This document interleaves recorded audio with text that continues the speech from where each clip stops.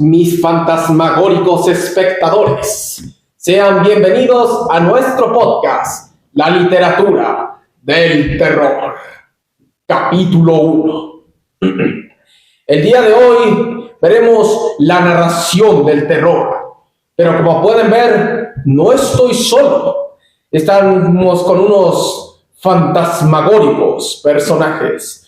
Oh, mi pequeño amiguito, preséntanos. Buenas tardes, yo soy Alan René. Y yo soy Graciela. Ay. Para abrir este tema me gustaría empezar explicando la narración y también cuáles son los personajes, los narradores más comunes en la literatura de terror. Primero, la narración. La narración es la manera en la que nosotros contamos las cosas, es decir, una serie de eventos y acontecimientos y también los personajes involucrados. Las narraciones más comunes en la literatura de terror son, por ejemplo, el narrador protagonista y el narrador omnisciente. El narrador protagonista es un narrador en primera persona. En ese estilo de narración, el narrador es el propio protagonista, es el mismo protagonista, que cuenta todo a partir de su punto de vista. Y anda todo el tiempo hablando de yo vi esto, yo estaba haciendo esto, yo aquello. El narrador omnisciente, en cambio, es un narrador en tercera persona que no es parte de la historia. Y además aparte lo sabe y lo conoce todo.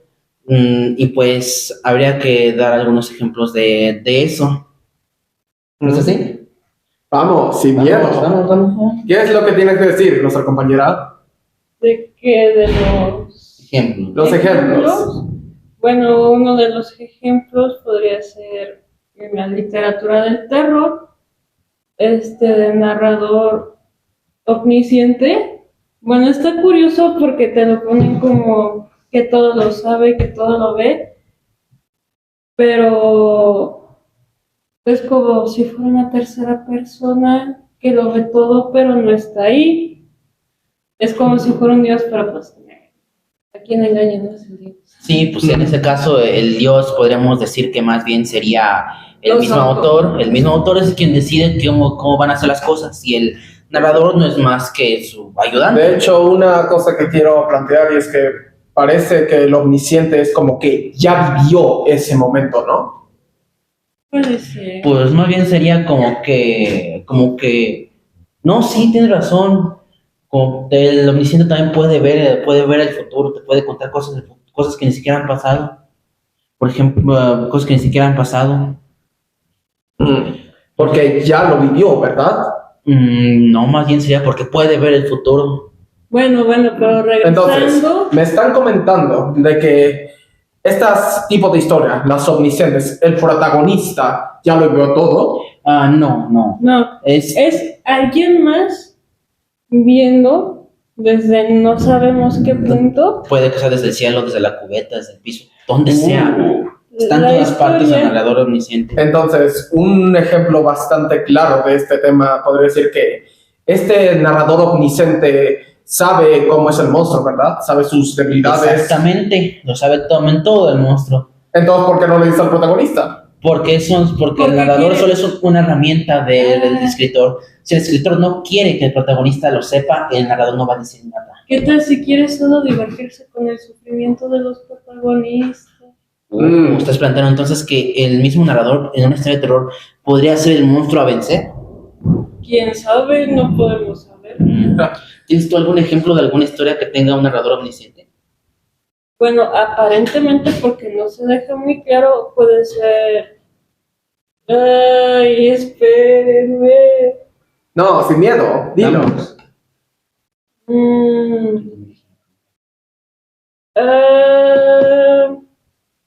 El caso del doctor Jenkins y Mr. Hyde. Ahorita se me fue el avión del nombre completo. El monstruo de Mr. Hyde, ¿no? No es así. Bueno, pero el chiste es que es ese. ¿Por qué dice que es narrador omnisciente? Es que empieza con alguien narrándote cómo es el personaje del notario. Pero está chistoso porque después ya pasa a la historia que te la narre el notario y cómo van pasando las cosas. Porque se supone, según habíamos investigado, de que estaba el narrador testigo, pero salía más el narrador omnisciente, al menos que se intercalen entre esos dos. Y acá pues va de un doctor muy importante científico, pero lo pone más como doctor, que se llama Jenkins, y pues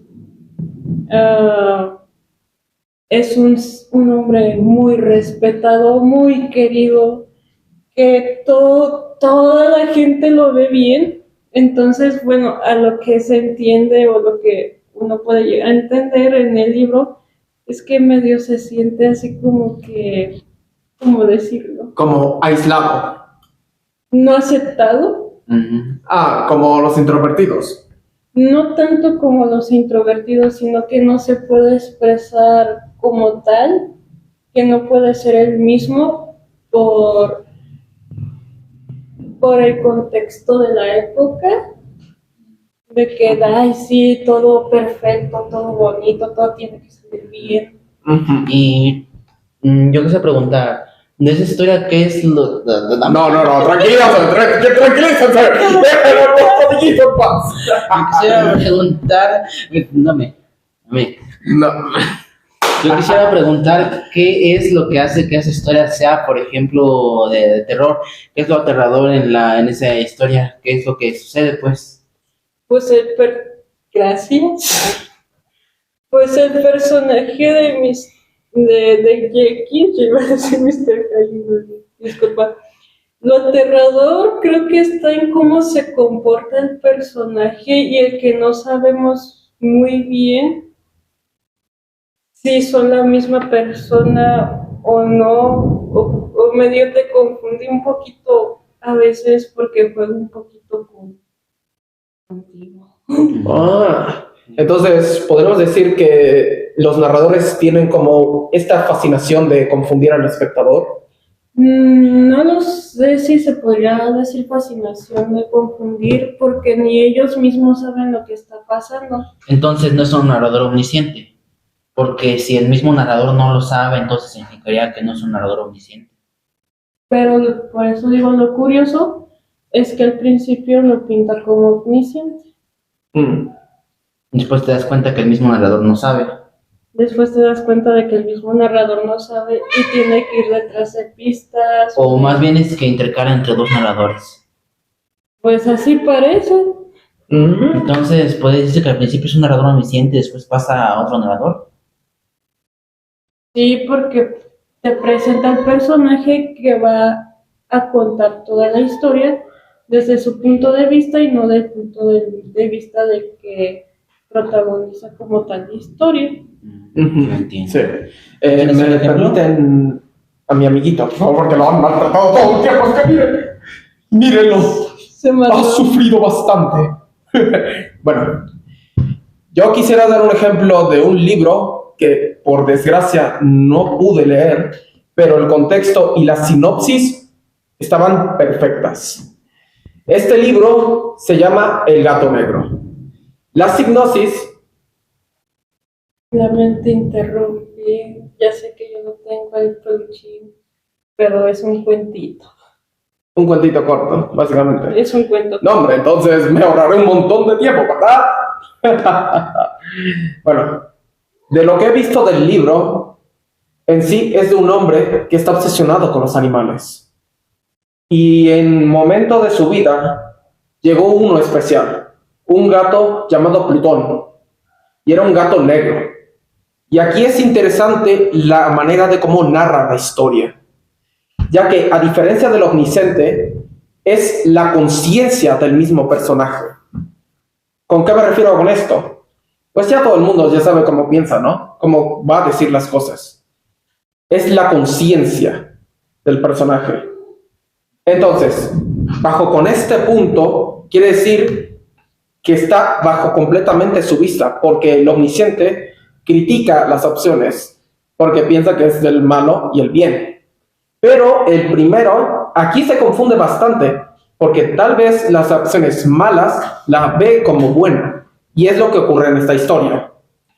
Porque en esta historia, debido a la obsesión que ha tenido el gato sobre su dueño. No, el dueño sobre el gato. Porque se supone que el primer gatito al que adopta lo llamaron Plutón. Creo que sí era así, ya tengo un rato que no lo leo.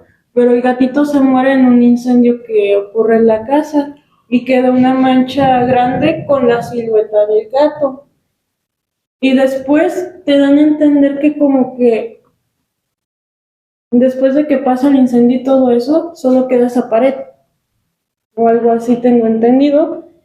Y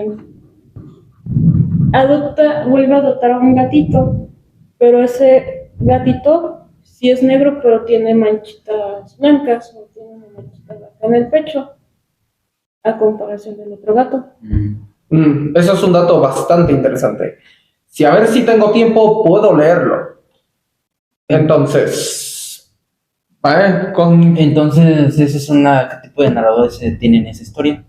Sí. De hecho, algo que debería mencionar, y es que esta narración es muy famosa. O sea, miles y miles de historias de terror la han utilizado. Y es razonable, porque como que le da ese realismo a la historia.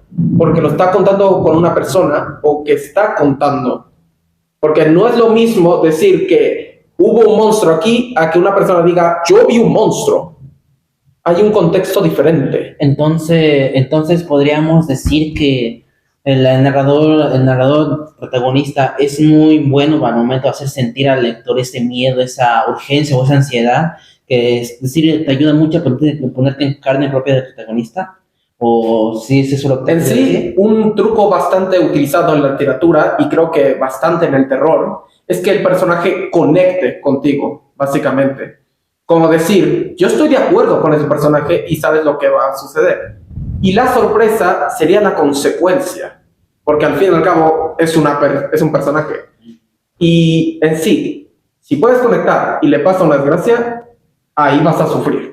Ahí te lo voy a decir. Yo, en cambio, el ejemplo que quisiera dar es sobre un libro de terror que leí, en el cual ahí de hecho alternaban entre dos narradores, era muy clara la diferencia. Hay un libro que se llama Eso, que trata sobre unos amigos que durante niños ellos sufrían bullying, estaban molestados por todos.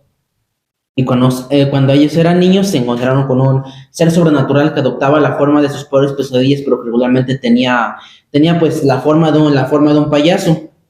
Y entonces en ese libro va alternando entre épocas. Primero te cuenta el pasado, después te cuenta el futuro, después te cuenta el presente, después te cuenta lo que está viviendo otro personaje.